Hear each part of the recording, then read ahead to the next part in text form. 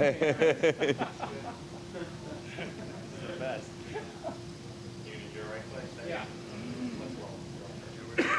Okay, let's talk about the new record.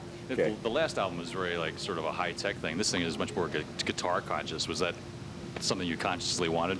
Yeah, I learned it from the audiences on the last tour. I'd be playing to them, and like every time I'd do something like really simple and direct, like I Want to Be Your Dog or something, I could see people going, whoa, and so I'm going, there's possibilities here, and maybe I could resurrect this whole, this whole Iggy Stooge monster. So I got a bunch of guys and just put them in a room and did it, you know? Wow. How'd you get together with Laswell? It was David Bowie's idea. He said, Really? he said there's a great guy in New York that I think could get a really good, clear sound for your raw music, because David knew I wanted to make a really raw record, you know? So that was how. And then I just met him, and I liked the guy. Yeah. He's real, you know.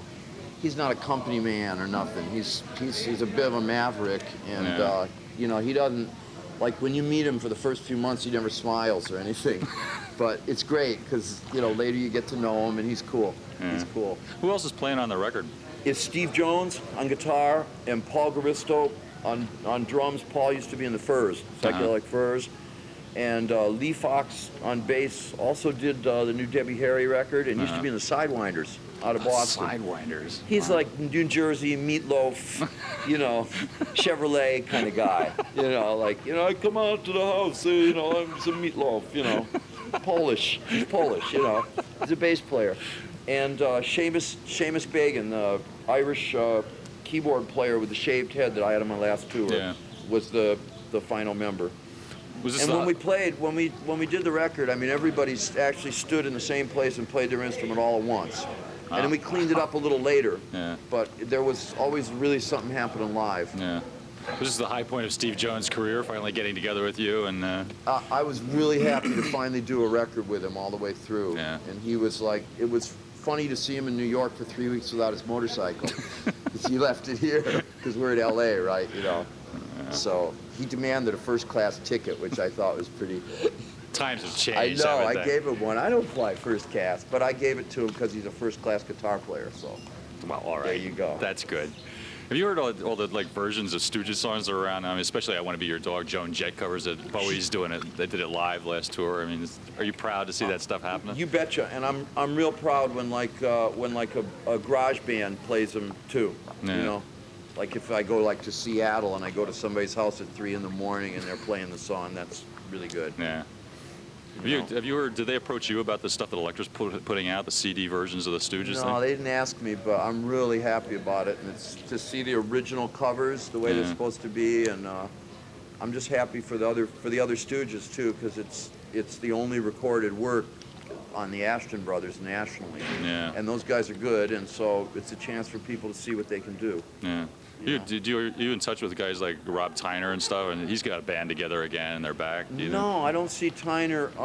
I did a tour with Fred Smith once, about 10 or 11 years ago, but I haven't had much reason to kind of check the Detroit scene, except for I talked to John Sinclair the other day because he was involved with a company that did my album cover. Wow. He's still around, yeah.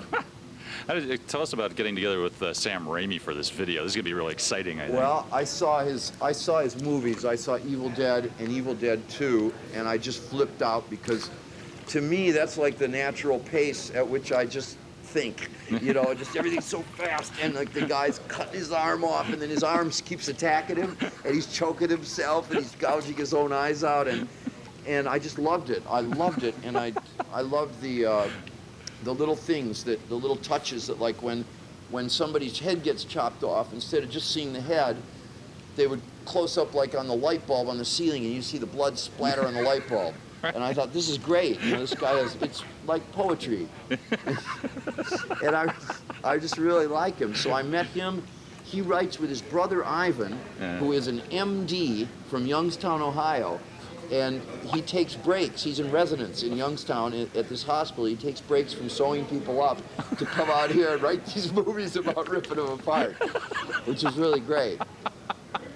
So they're a good writing team, and so far every idea we've had is totally unfeasible and we can't film it.